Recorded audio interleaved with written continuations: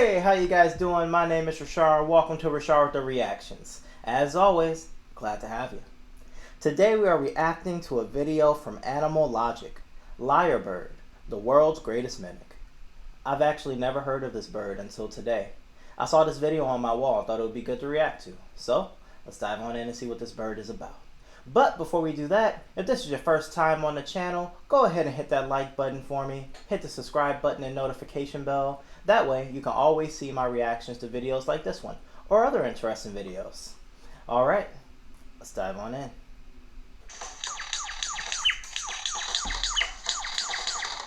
Did you hear that sound?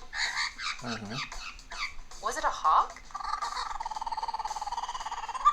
No, wait, it sounds like a kookaburra. And a chainsaw. Now I'm hearing a car alarm. Wait a second, I should have known. It's the animal world's master impersonator, the Lyrebird.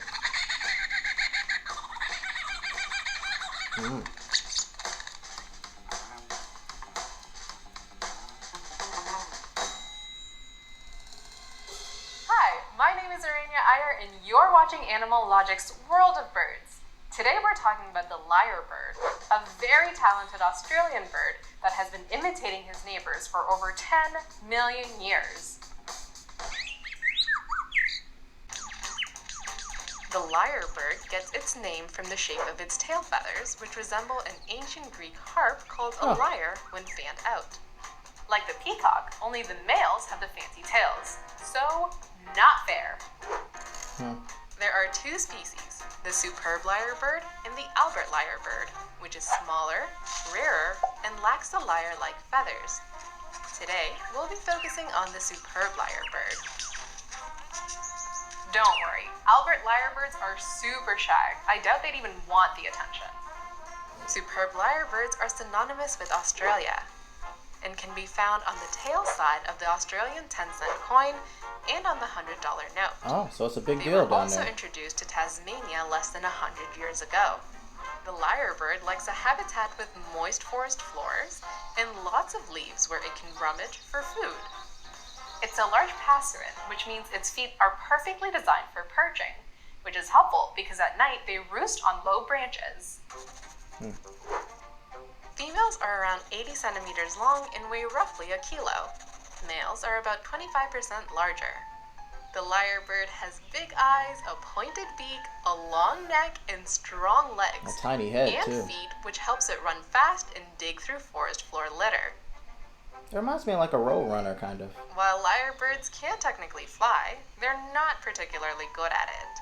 Nope, they'll stick to the ground. Thank you very much. While the superb lyrebird isn't as shy as the Albert lyrebird, it's still pretty introverted. If you manage to spot one in the wild, you'll probably manage to see a camouflage blur running for cover. Lyrebirds mainly feed on ground insects like worms, spiders, snails, millipedes, and centipedes. Sometimes they'll eat lizards, frogs, and seeds. They use their large feet to claw aside leaf litter to uncover their hidden prey. Once they unearth the food, they'll grab it with their sharp, pointy beaks. Lyrebirds do so much foraging that they manage to overturn 11 dump trucks worth of leaves and soil every year. That's more than moles, gophers, and earthworms. All that raking actually helps to aerate the soil and bury leaf litter, which slows its natural decomposition. This creates tiny microhabitats for small invertebrates, and it helps seeds germinate on the forest floor. Their digging also moves dry leaves that were on top of the forest floor, which helps to prevent and reduce the intensity of wildfires. And wildfighting forest fires is really cool. What makes the lyrebirds superb is, well, why don't I explain through song? Actually, let's just leave the singing to the professionals. If you thought parrots were good mimics, do you want to play peekaboo?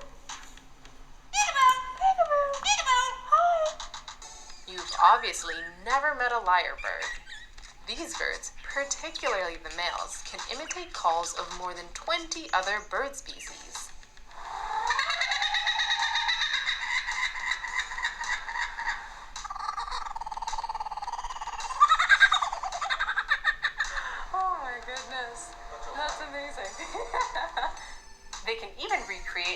made sounds, like camera shutters, car alarms, ringtones, chainsaws, a baby's cry, and even human voices.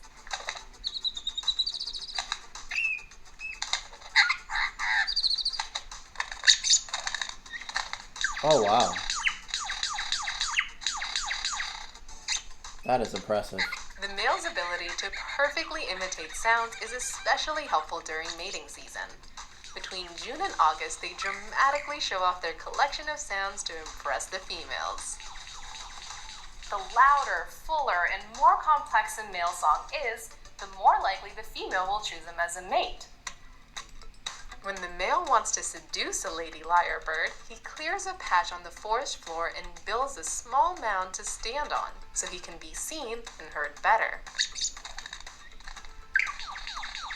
Then he shakes out his beautiful tail feathers and sings and dances to attract a mate.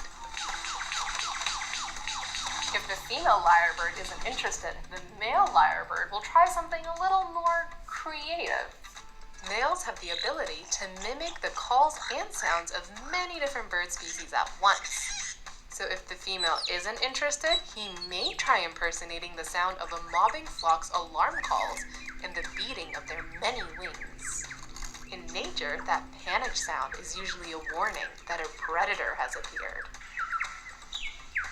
If the female lyrebird believes there's danger nearby, she's more likely to stay beside the male and end up mating. It's not safe out there. Stay with me.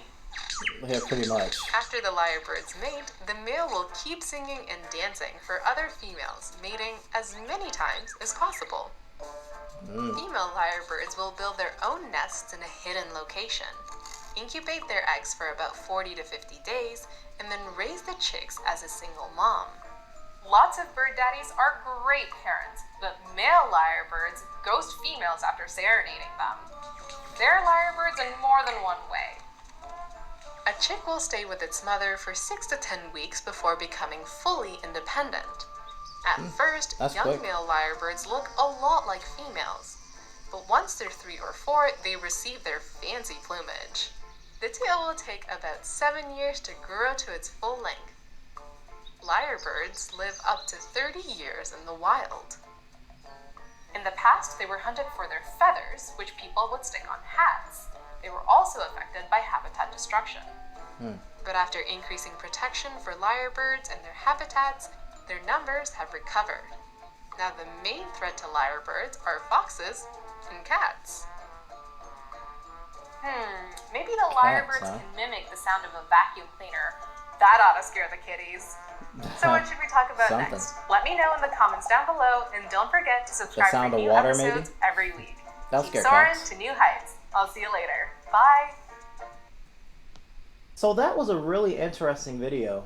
One of the things I was thinking about is I wonder what's the difference between the superb lyrebird and the Albert lyrebird. Hey guys, I was doing the edit here and I heard that I said the lying Albert bird and not the liar Albert bird. So I might do that a couple more times for the rest of the video. Luckily it's only a few more seconds left. Sorry about that.